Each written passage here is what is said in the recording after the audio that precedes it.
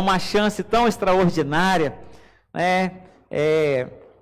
Eu queria mais uma vez te convidar a priorizar o seu domingo, priorizar a reunião, a celebração, porque é um momento muito precioso de Deus para as nossas vidas.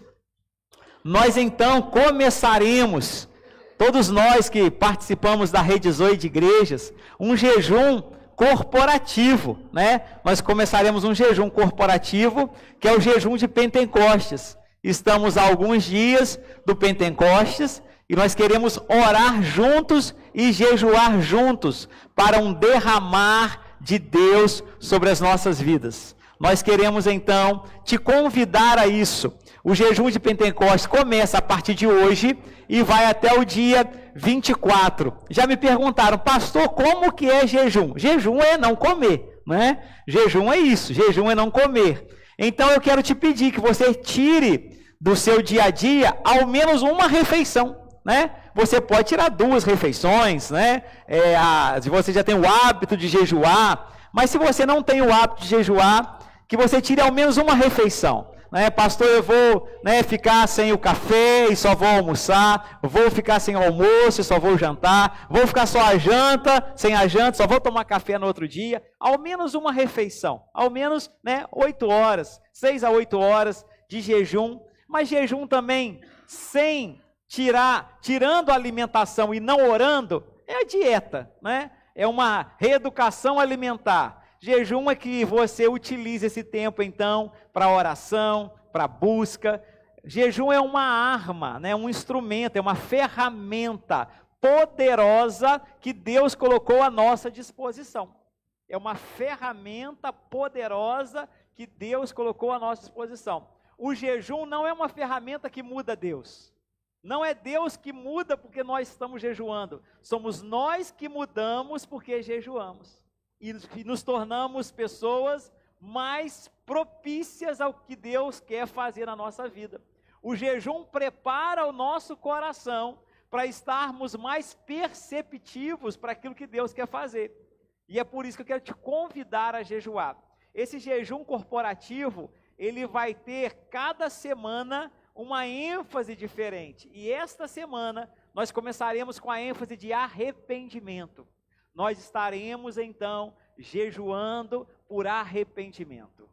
Hoje é dia de ceia do Senhor. Hoje é dia de autoanálise. Hoje é dia de pedir ao Senhor que nos ajude através do seu Espírito Santo para mostrar em nós os nossos caminhos maus e nos guiar por caminhos eternos. Temos tanta facilidade de apontar o erro do outro, mas temos tanta dificuldade de enxergar os nossos próprios erros. E se não enxergamos nossos próprios erros, não nos arrependemos. E se não nos arrependemos, não somos transformados. A transformação acontece através do arrependimento. Então essa semana, nossa ênfase, jejuando corporativamente, você vai jejuar lá, né? De repente alguém vai tirar todas as refeições, fazer só uma durante o dia, tirar uma só refeição, não sei, faça o seu melhor para Deus. Aquilo que Deus colocar no seu coração, mas esteja caminhando conosco nesse propósito de jejum. São centenas de igrejas, né? Dezenas de igrejas, centenas de pessoas que estarão jejuando nesses dias com um só objetivo, clamando por um derramar de Deus sobre as nossas vidas. E nessa primeira semana especificamente, estaremos clamando por arrependimento. Muitas vezes, né, nós vamos seguindo nossa jornada, e não paramos mais para perceber nossos erros, nossas falhas. Você, né, deve, assim como eu, observar que tem coisas que nós gostaríamos de já ter abandonado há muito tempo, mas a gente ainda está com aquilo, né, se arrastando pela nossa vida, e isso é falta de arrependimento. É o arrependimento que proporciona mudanças profundas na nossa vida e na nossa história. Essa semana é por arrependimento. Essa semana não é, Senhor, muda aquela pessoa que é tão ruim. Não, essa semana é, Senhor, me muda, me transforma. Senhor, olha para mim com graça e misericórdia. E eu quero me arrepender, rasgar o meu coração. Não existe avivamento sem arrependimento. Aquilo que você anseia viver em Deus, começa com o coração arrependido. Porque um coração quebrantado é algo que Deus nunca desprezará. Então essa semana estaremos então clamando por arrependimento. E nas quartas-feiras, que é o dia da nossa sala de oração, estaremos orando pelo propósito do jejum, tá? Então eu queria te convidar a estar nas quartas-feiras, a partir das 19 horas, nós já fazemos nossa sala de oração toda quarta-feira, mas durante o jejum de Pentecostes, na nossa sala de oração, nós estaremos ministrando conforme o tema da semana, para estarmos juntos clamando ao Senhor. E nessa semana, nessa quarta, estaremos juntos aqui ministrando uma palavra e clamando por arrependimento. Senhor, nos toca, Senhor, nos quebranta. Às vezes, nós achamos que o mais forte é aquele que não cede, é aquele que impõe a sua vontade, mas o mais forte é aquele que se quebranta, é aquele que se rende, é aquele que se derrama diante do Senhor. Então estaremos nessa semana fazendo isso, e eu queria te convidar a vir juntos. Nós estaremos nas nossas redes sociais postando devocionais, textos relacionados ao jejum. Eu queria que você acompanhasse, que você estivesse vivendo isso com a gente, em nome de Jesus. Amém? Amém? Eu vou te convidar a ficar de pé mais uma vez, que eu quero orar pelos elementos da ceia antes de começar a ministrar a palavra, tá? No final, eu acho que você vai entender por que a gente está fazendo assim, mas eu queria fazer assim com você hoje. Nós, Deus, oramos nessa hora, nessa noite em que participaremos da comunhão da Santa Ceia. Nós oramos e consagramos ao Senhor esses elementos, o pão, que representa o corpo do nosso Senhor e Salvador Jesus Cristo, e o cálice, o vinho, o suco, que representa o sangue do nosso Senhor e Salvador Jesus Cristo. Nós pedimos, ó Pai, que esses elementos, pão e suco de uva, Deus, nessa noite, seja um alimento e nos fortaleça a nossa fé, e nos dê ainda mais convicção e esperança, ó Pai, para caminhar cada vez mais perto do Senhor. É a nossa oração, em nome de Jesus, amém e amém. Amém. Você pode sentar. Então nós estaremos ministrando aí a ceia no final, estaremos também depois lá compartilhando no nosso espaço Kids, com as crianças lá, estaremos participando com elas também. Depois, meu irmão, minha irmã, mesmo você que não tem criança, eu queria te convidar a dar uma passadinha lá e dar uma olhada como está ficando o nosso espaço Kids, um lugar que nós estamos preparando. Tem muita coisa para fazer ainda, mas estamos preparando para formar os nossos filhos como homens e mulheres de Deus, discipular as nossas crianças como instrumentos poderosos nas mãos do Senhor. Nós cremos que não existe Espírito Santo mirim, que o mesmo Espírito de Deus que habita em mim, habita na vida do meu filho, da minha criança, e ela vai crescer e viver. Eu queria que você, que é responsável por uma criança, sempre declarasse isso sobre ela, que ela vai viver todos os seus dias para a glória de Deus. Tem gente esperando a criança ficar, envelhecer, amadurecer, ir para a adolescência, para a juventude, para então ser um servo do Senhor. Não, não. Nossos filhos foram gerados para a glória de Deus. Eles viverão todos os seus dias para a glória de Deus. Então, mesmo que você não seja pai, não seja mãe, mas você é vovó, tio, tia, madrinha, padrinho, tem uma criança perto de você, você declare sobre a vida dela. Ela viverá todos os dias para a glória de Deus.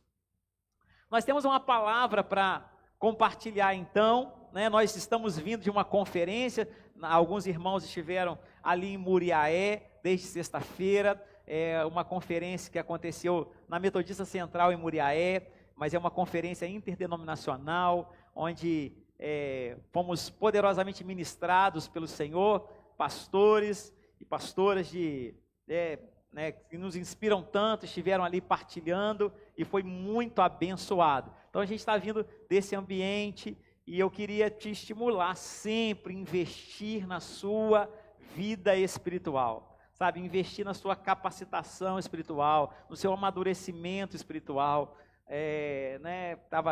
Foi tão pertinho, uma oportunidade tão especial, e a gente não pode deixar oportunidades assim, né, passarem pela gente, sem a gente aproveitar, porque nosso coração precisa estar sempre disponível para aquilo que Deus tem para fazer. E eu queria então, a partir, né, daquilo que a gente ouviu nessa conferência, eu preparei essa ministração para hoje, eu queria ler 1 Coríntios, capítulo 11, a partir do versículo 17. 1 Coríntios, capítulo 11, a partir do versículo 17, diz assim: nas instruções a seguir, porém, não posso elogiá-los, pois quando vocês se reúnem, fazem mais mal do que bem. Primeiro, ouço que há divisões quando vocês se reúnem como igreja. Até certo ponto, eu creio. Suponho que seja necessário haver divisões entre vocês, para que se reconheçam os que são aprovados. Quando vocês se reúnem, não estão interessados de fato na ceia do Senhor. Alguns de vocês se apressam em comer a própria refeição, como resultado, alguns passam fome, enquanto outros ficam embriagados. Será que vocês não têm casa onde comer e beber? Ou querem mesmo envergonhar a igreja de Deus e humilhar os pobres? Que devo dizer? Querem que eu os elogie? Certamente não os elogiarei por isso. Pois eu lhes transmiti aquilo que recebi do Senhor. Na noite em que o Senhor foi entregue, em que o Senhor Jesus foi traído, ele tomou o pão, agradeceu a Deus e o partiu e disse: esse é o meu corpo, que é entregue em favor de vocês. Façam isso em memória de mim. Da mesma forma, depois da ceia, tomou o cálice e disse: esse cálice é a nova aliança confirmada no meu sangue. Façam isso em memória de mim, sempre que o beberem. Porque cada vez que vocês comem desse pão e bebem desse cálice, anunciam a morte do Senhor até que Ele venha. Amém. A partir, né, desse texto e a partir de muito daquilo que nós ouvimos nesse fim de semana, eu, né, preparei essa ministração e eu dei a ela o tema: repartir ou consumir. Nessa reunião, você veio para repartir ou consumir? Essa é uma pergunta que nós precisamos responder com sinceridade, porque a resposta a essa pergunta vai revelar a motivação do nosso coração de estar aqui nessa noite. Qual é a motivação do nosso coração de estar aqui nessa noite?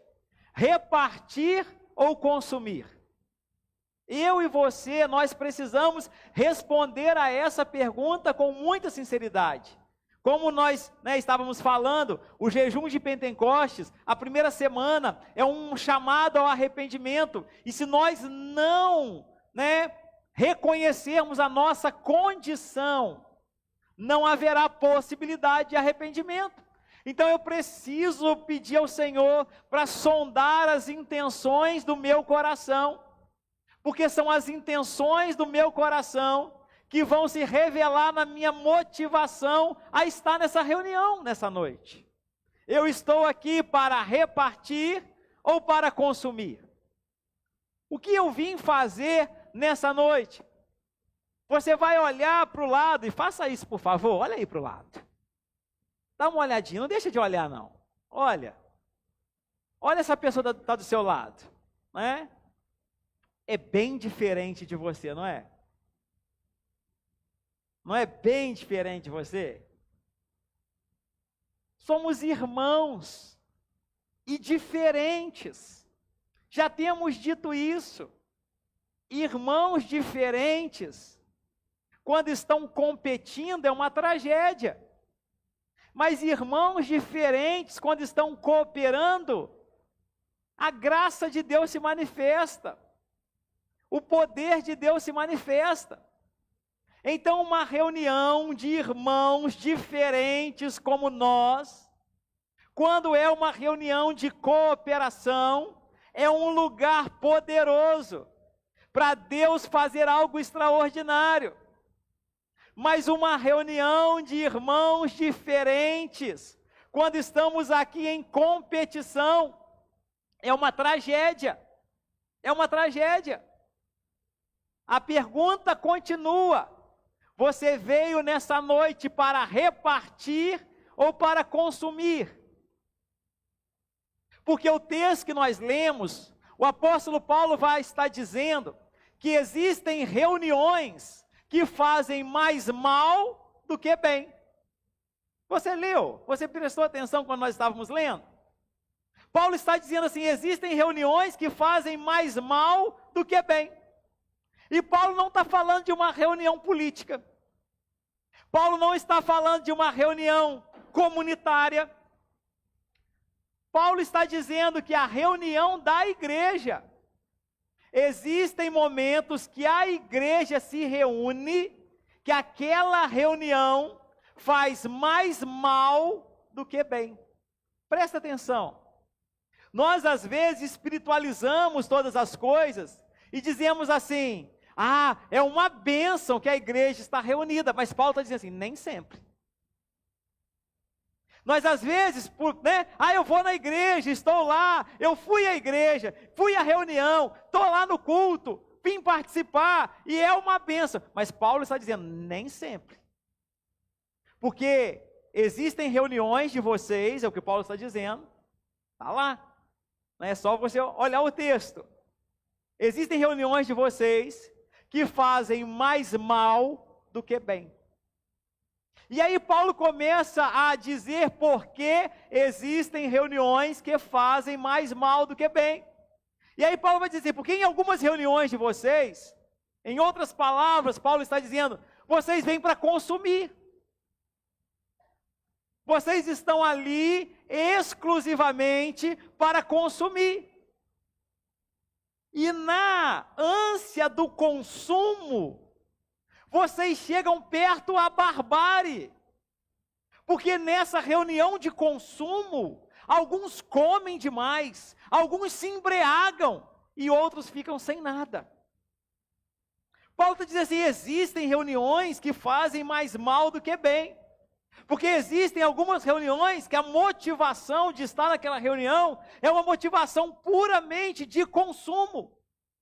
Você vem para atender os seus anseios, os seus desejos, para atender, as suas necessidades. E ali você, diante dessa carência grande, você entra num estado próximo à barbárie, que você não se preocupa com ninguém. A sua única preocupação é atender às suas demandas pessoais. E nessa preocupação de atender às suas demandas pessoais, alguns comem demais, alguns bebem demais, e outros não têm o que comer. Outros não têm o que beber. Não é novidade para a gente que nós vivemos hoje sob a cultura do consumismo. Abre o seu guarda-roupa. Faz uma análise sincera. Não tem mais coisas lá, além do que você precisa? Abre lá. Eu sei que tem gente que tem loja aqui, não estou fazendo campanha contra. Mas não tem? Lá mais do que você precisa? Não é novidade, nós estamos debaixo da cultura do consumismo. Nós queremos consumir. Nós estamos atrás de uma experiência, atrás do bem-estar, atrás da satisfação, atrás da realização. Não é assim? Isso não é novidade. O grande problema é que, muitas vezes, nossas reuniões como igreja, como eu falei, não é uma reunião política, não é uma reunião comunitária, mas nossas reuniões como igreja também são expressão de uma reunião de consumismo, onde estamos interessados em consumir, onde a nossa escolha do local em que vamos congregar e celebrar ao Senhor é feita semelhante à escolha do local que vamos fazer uma refeição, como um restaurante. Olha só, muitas vezes você vem escolher a igreja. Eu escolhi aquela igreja pela qualidade da música que eles têm.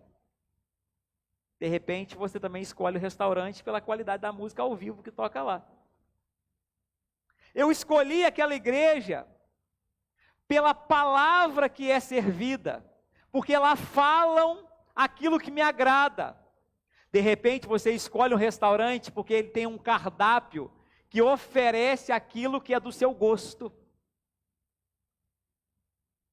Ah, não, eu escolhi aquela igreja por conta do ambiente, por conta da climatização, da iluminação, da estética, da arquitetura.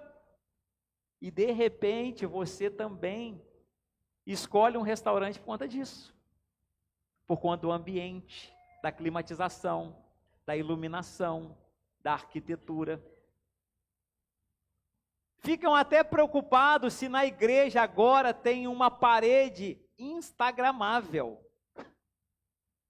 Não é mais ou menos assim que você procura um restaurante? Será que naquela igreja tem uma parede instagramável? Será que você não está escolhendo o lugar do culto, se ele tem ou não tem um espaço kids?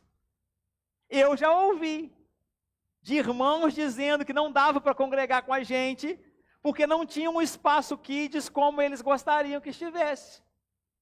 Eu já ouvi disso.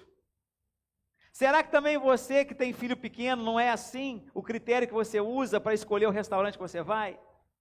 Se lá tem um espaço kids, se lá você vai encontrar monitores para tomar conta do seu filho, para entreter o seu filho enquanto você se alimenta, enquanto você está lá? Será que não são esses os mesmos critérios que nós estamos usando para ir num restaurante? Os critérios que estamos utilizando para escolher uma comunidade em que nos reunimos para celebrar e congregar e adorar o Senhor? Será? O que te impulsionou a estar nessa reunião hoje, meu irmão? O que te impulsionou a estar nessa reunião hoje? Essa cultura do consumismo, ela está enraizada num lugar de insatisfação. O consumismo está enraizado num lugar de insatisfação.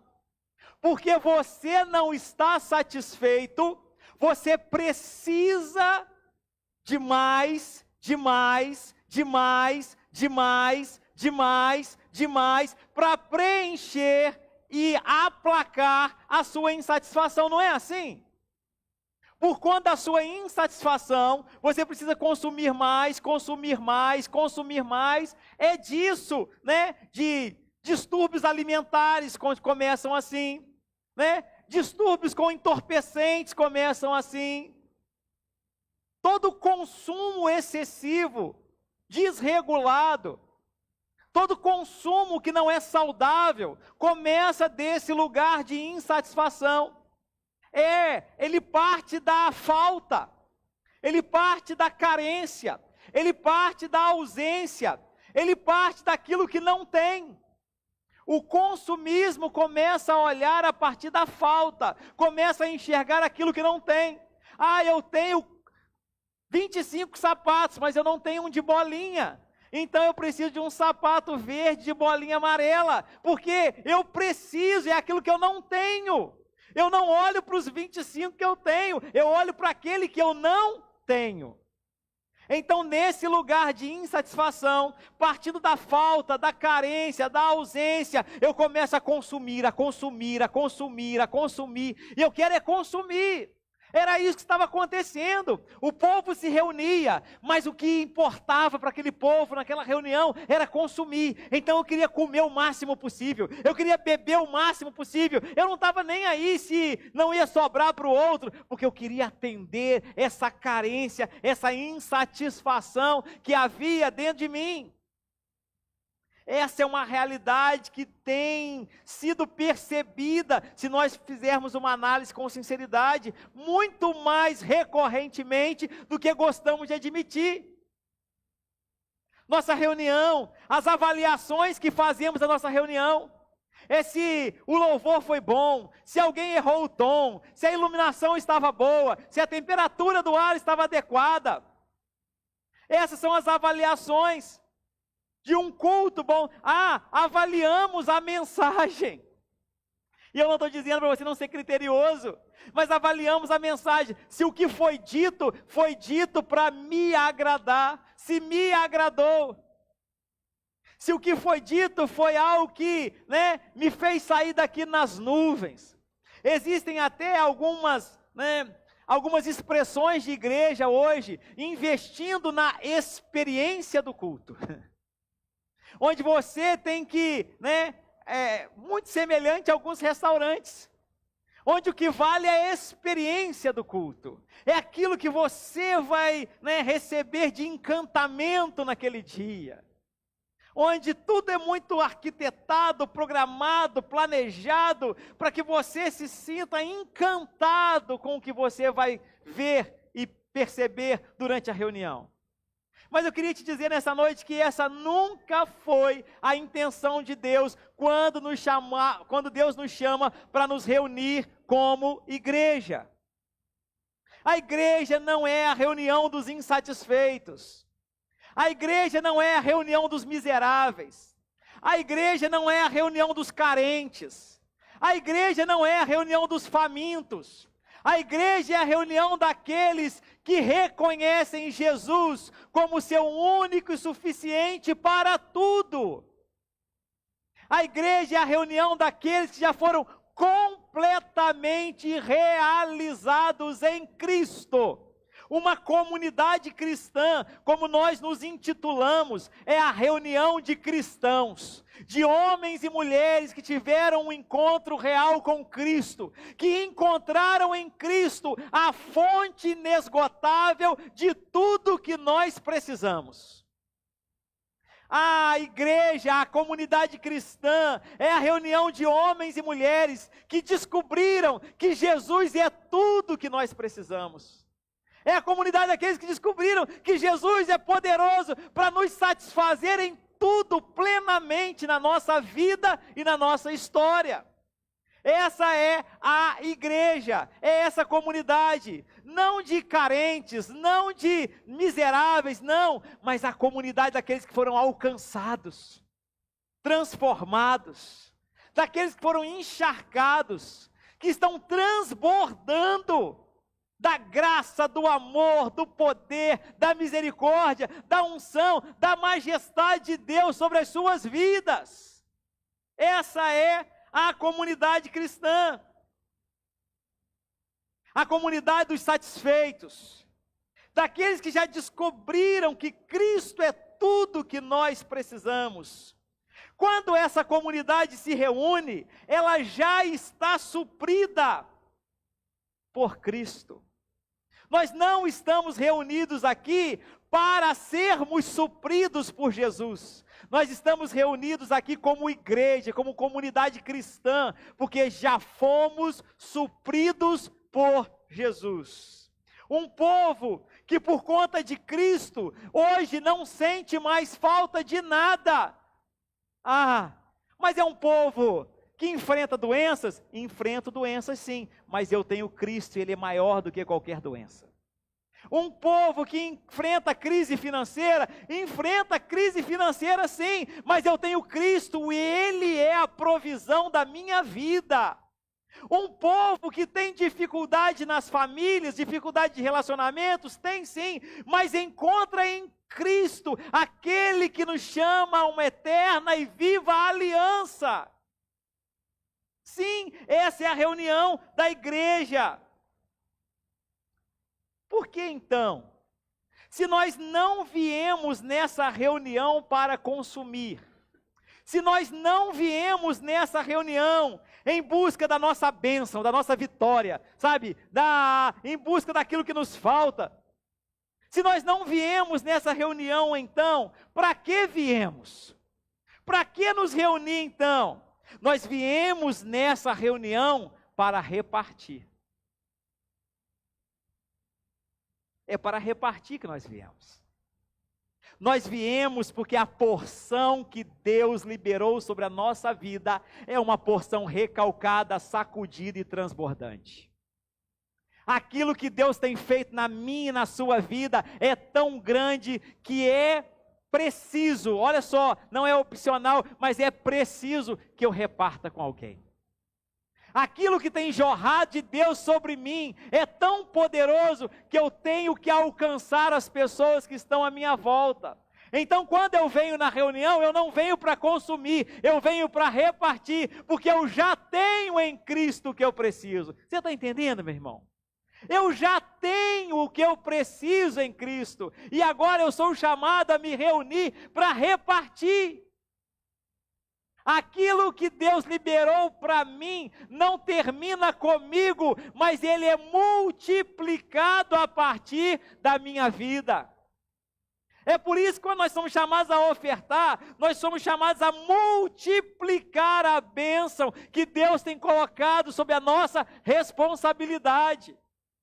Aquilo que Deus tem feito em você é multiplicado a partir de você. Olha que glorioso! Nós somos chamados para partilhar. Cristo é a nossa porção tão transbordante que nós nos reunimos para partilhar. É para isso que nos reunimos. A igreja é a reunião de satisfeitos. A igreja é a reunião de satisfeitos em Cristo. Se temos Cristo, sempre teremos o que oferecer. Presta atenção, meu irmão. Presta atenção que eu quero te alertar nessa noite. Você que entrou aqui dizendo assim, mas eu não tenho nada. Se você tem Cristo, você sempre terá o que oferecer. Mas o que eu tenho, pastor, é tão pouco. Mas se você tem Cristo, e Ele tem declarado a bênção dEle sobre a sua vida, o que você tem, mesmo que aos olhos dos outros pareça pouco, nas mãos do Senhor é poderoso demais. Quem tem Cristo sempre tem o que oferecer. Eu não vim aqui porque preciso receber, eu vim aqui porque eu tenho o que partilhar. É por isso que eu vim, essa é a minha motivação. Eu já falei algumas vezes, eu fico muito impressionado. Por exemplo, quando eu vejo lá, não sei nada de inglês, Daniel, mas quando eu vejo lá nos Estados Unidos, né, os cultos serviço das 9 da manhã, serviço das 18 horas, porque a mentalidade é estamos indo para a igreja para servir, né? Estamos indo ao culto para servir. Mas a nossa mentalidade é muitas das vezes passarmos e olharmos uma faixa, venha buscar a sua bênção, venham buscar a sua vitória. E aí se reúne uma comunidade de miseráveis, que não tem, né, que acreditam que não tem em Cristo tudo o que precisam, e estão sempre buscando satisfazer os seus anseios naquilo que não satisfaz. Porque só Cristo é poderoso para satisfazer a nossa vida completamente. Só Jesus é poderoso para satisfazer a nossa vida completamente. Essa reunião dos insatisfeitos, essa reunião dos que só consomem, essa reunião quando a igreja se reúne só pensando em si mesma, é uma reunião que não agrada a Deus. Isso não é bom, é o que o texto vai dizer. Esse ambiente traz mais mal do que bem. Onde eu penso assim, eu tenho um desafio tão grande durante essa semana, então eu tenho que ir para a igreja para receber alguma coisa. Não, eu penso assim, eu tenho um desafio tão grande essa semana, mas eu tenho um Deus que é suficiente, um Deus que está comigo em toda e qualquer situação, um Deus que nunca me abandona. Então eu tenho esse Deus e eu posso partilhar dele. Então eu vou me reunir com os meus irmãos e partilhar daquilo que Deus tem liberado sobre a minha vida. É isso que eu vou fazer. Eu não venho consumir, eu venho repartir. Sabe por que mesmo uma igreja cristã, mesmo uma comunidade cristã, nós ainda enxergamos tanta carência? Porque poucos se levantam para repartir.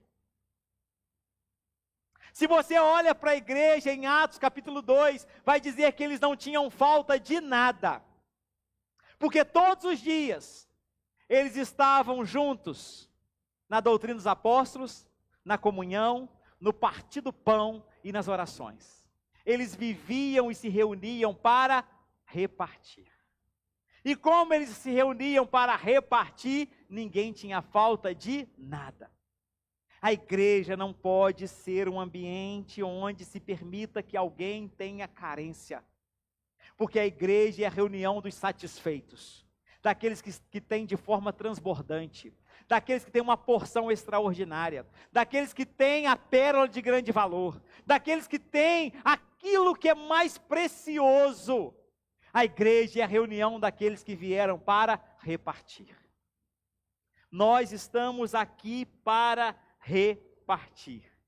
Quando os satisfeitos se aproximam da mesa, eles se aproximam para servir a outros. Você já viu um faminto chegar perto da mesa? Um faminto chega perto da mesa e não olha para o lado. Já viu? Ele olha, né? Como eu já falei, é perto da barbárie. Ele vê aquela mesa e a única missão que ele tem é: eu vou comer o máximo que eu conseguir. Eu vou me lambuzar. Eu não quero nem saber quem está do meu lado. O que eu quero é comer, comer, comer. Eu quero é tentar me realizar aqui. É assim que um faminto se aproxima da mesa. Mas você já viu um satisfeito se aproximar da mesa? Quando um satisfeito se aproxima da mesa, não sei se você já teve essa oportunidade, né? A primeira coisa que ele fala é assim: pode passar na minha frente. Se serve você. Um satisfeito, quando se aproxima da mesa, ele fala assim: você quer que eu te sirva mais um pouco? Pode se servir mais um pouco. Porque eu já estou satisfeito. E a missão de um satisfeito ao se aproximar da mesa não é se satisfazer, mas servir a outro. Quando um satisfeito se aproxima da mesa, ele se aproxima da mesa para servir o outro. A nossa dificuldade em servir o outro está enraizada na nossa insatisfação. Nós temos dificuldade em servir ao outro porque ainda não estamos plenamente satisfeitos em Deus. Então a primeira oportunidade que nós vemos uma mesa, nós pensamos assim: epa, é para mim, chegou a minha vitória, é para mim, isso é para mim. E eu penso em consumir. Mas se nós nos satisfazermos em Deus, se a nossa satisfação estiver plenamente em Deus, nós nos aproximaremos da mesa, não mais para consumir, mas agora para servir. Quando um satisfeito se aproxima da mesa, ele se aproxima para convocar povos de todas as línguas, raças e nações a adorar o Cordeiro de Deus.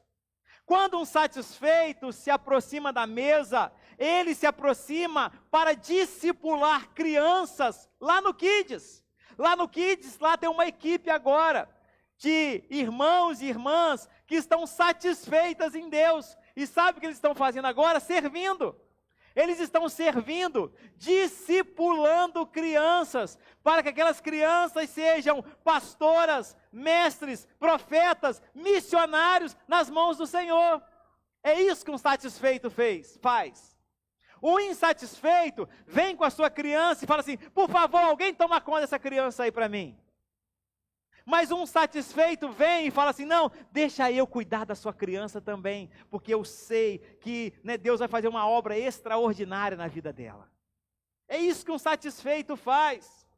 Um satisfeito vem, não observando se a iluminação está boa, se a climatização está boa, se o ambiente está legal, mas ele vem para transformar ambientes hostis num lugar da manifestação da glória de Deus. É para isso que um satisfeito vem.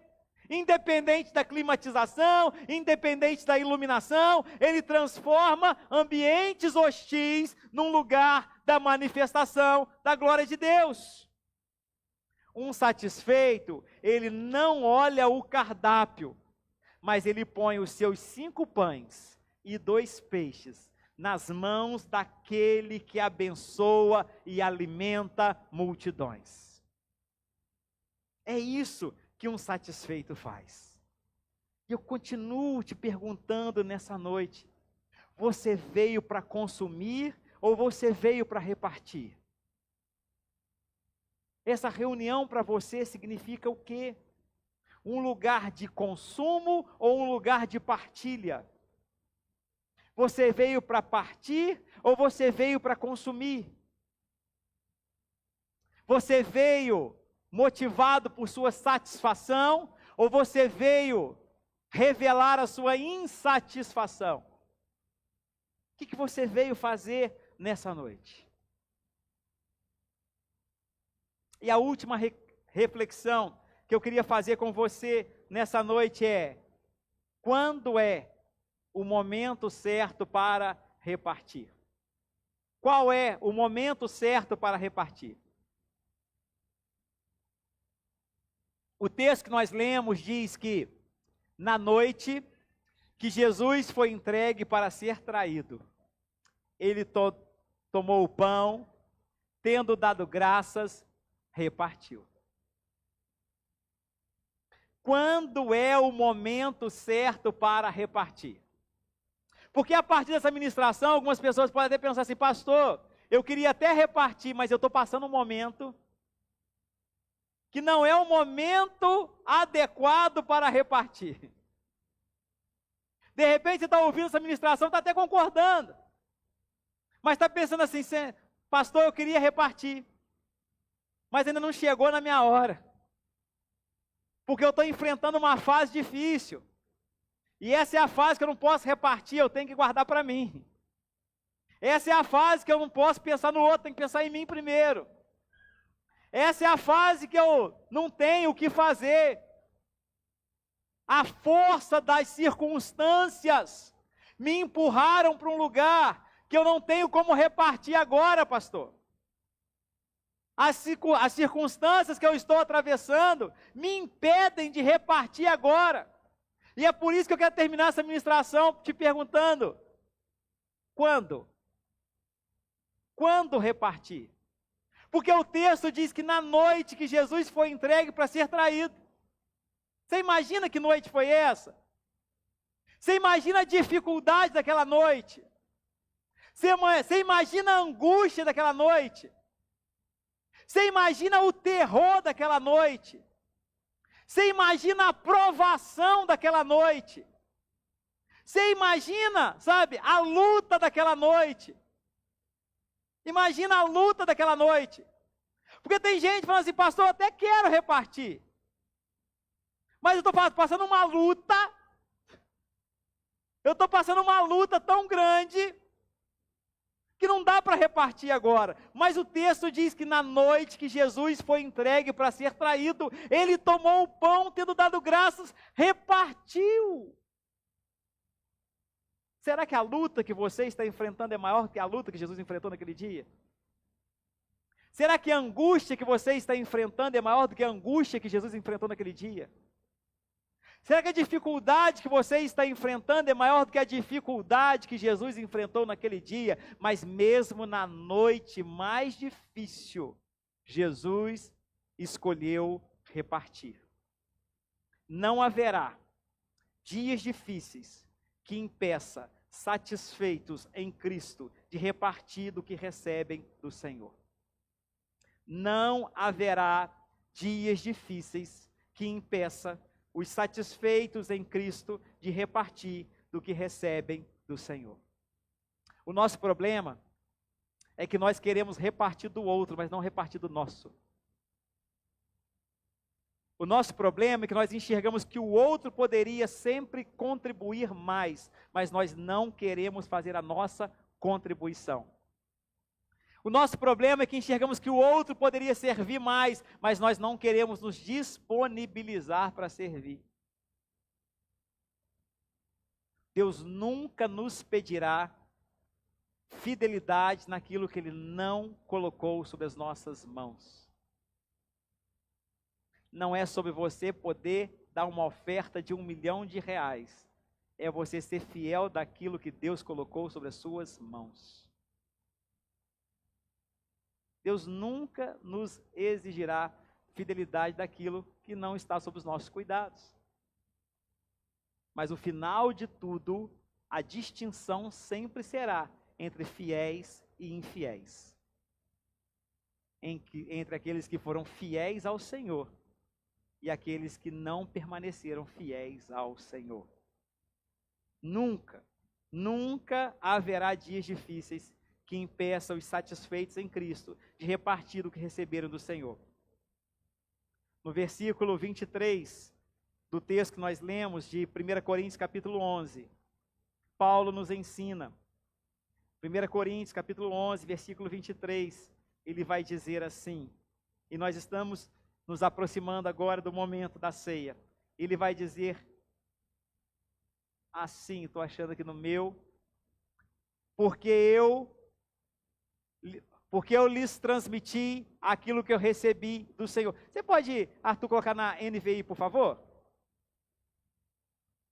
Isso, porque eu recebi do Senhor o que também transmiti a vocês.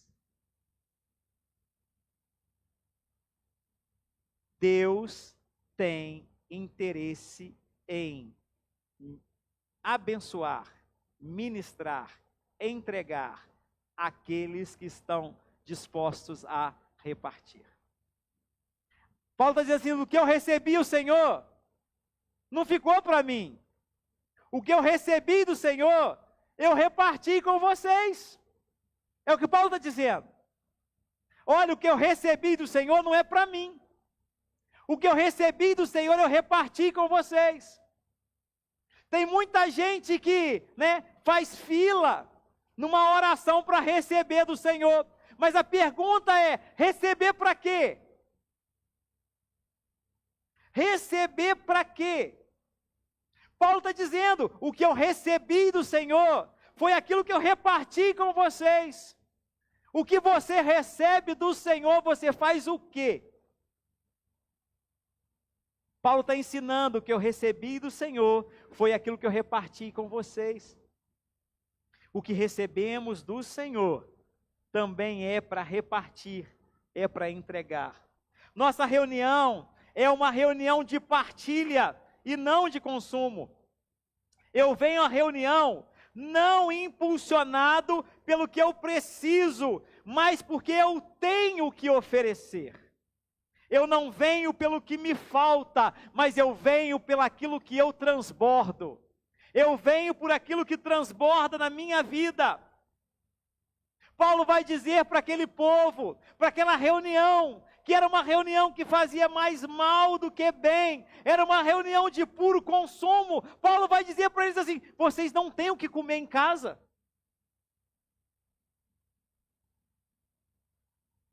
Vocês estão vindo aqui só para consumir, só para consumir, só para consumir. Vocês não têm o que comer em casa. Paulo está dizendo assim, é lá na sua casa. Assim como Jesus disse, quando você entra no seu quarto, fecha a porta, fala com o seu pai, que te vê em secreto, é lá na sua casa que você é totalmente suprido pela presença de Deus. Lá na sua casa você é totalmente suprido pela presença de Deus. Sabe por que muitas vezes nós nos tornamos críticos da mensagem que é oferecida no domingo? Porque é a única que nós vamos receber durante a semana toda. Porque o resto da semana, lá na nossa casa, a nossa Bíblia vai ficar fechada, empoeirada.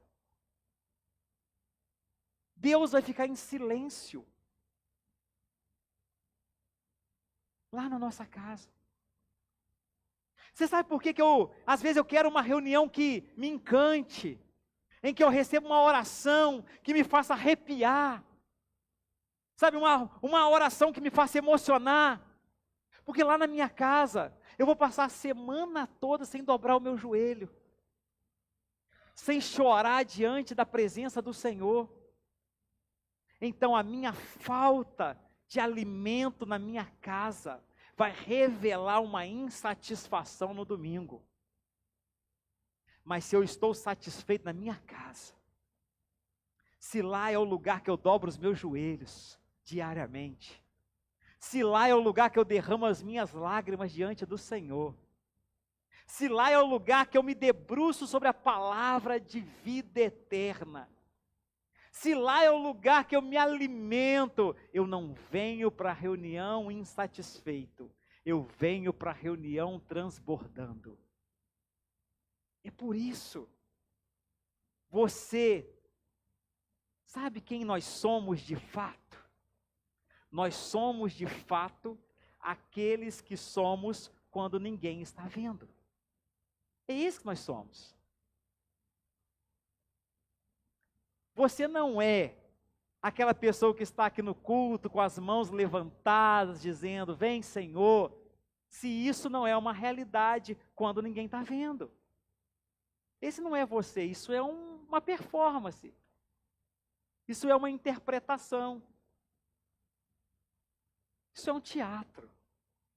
Porque nós somos de verdade aquele que somos quando ninguém está vendo.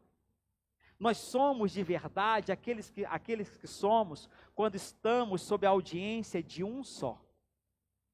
Aquele que tudo vê, que tudo sabe, que tudo conhece. É esse que nós somos. Nós não somos aqueles que estão aqui no público. Se aquilo que fazemos no público não é um reflexo daquilo que fazemos no privado, no individual, no sozinho, no secreto.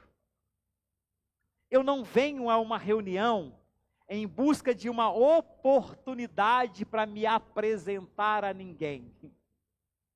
Porque eu já vivo uma vida na presença daquele que merece o meu louvor e a minha adoração.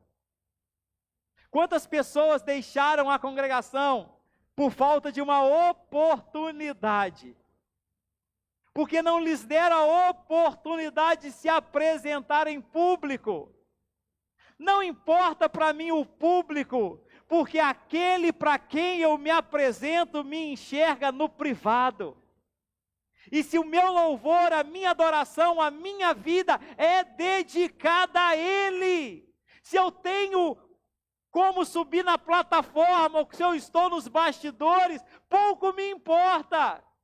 A minha vida continua sendo para a glória de Deus. Para a glória de Deus. Ninguém pode roubar a nossa oportunidade de adorar o Deus que é todo-poderoso, onipotente, onisciente, onipresente, porque se eu fecho a porta do meu quarto e dobro meus joelhos, eu estou diante do trono da majestade, da glória de Deus. Eu não preciso ser promovido por nada e por ninguém. Porque a minha maior promoção já se revela no secreto, derramando a minha vida diante do Senhor. Nós precisamos entender que comunidade nós somos. Viemos para consumir ou viemos para repartir? O que você veio fazer nessa noite?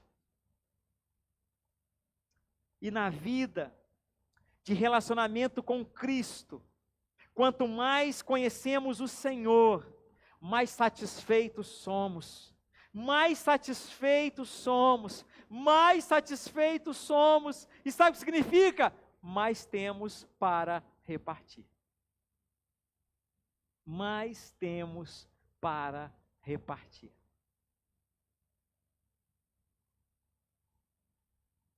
Os que encontraram em Jesus o seu lugar de plena satisfação, só tem uma missão agora: repartir daquilo que tem recebido do Senhor. Assim como Paulo, o que eu recebi do Senhor, eu também reparto com vocês. Que o Senhor nos faça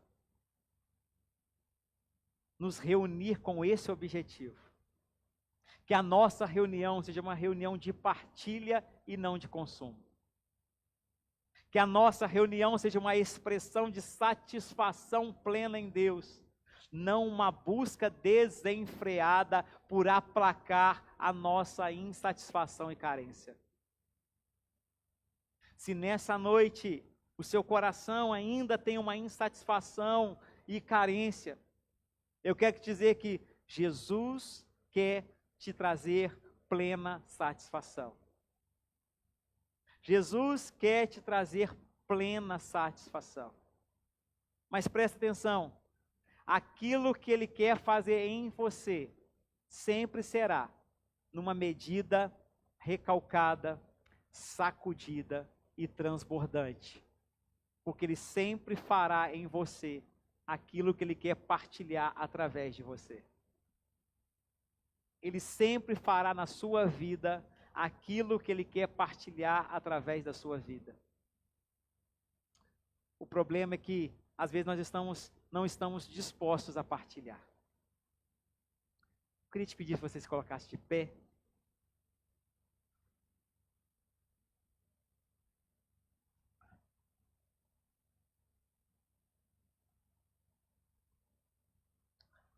Hoje é o dia da gente se aproximar da mesa.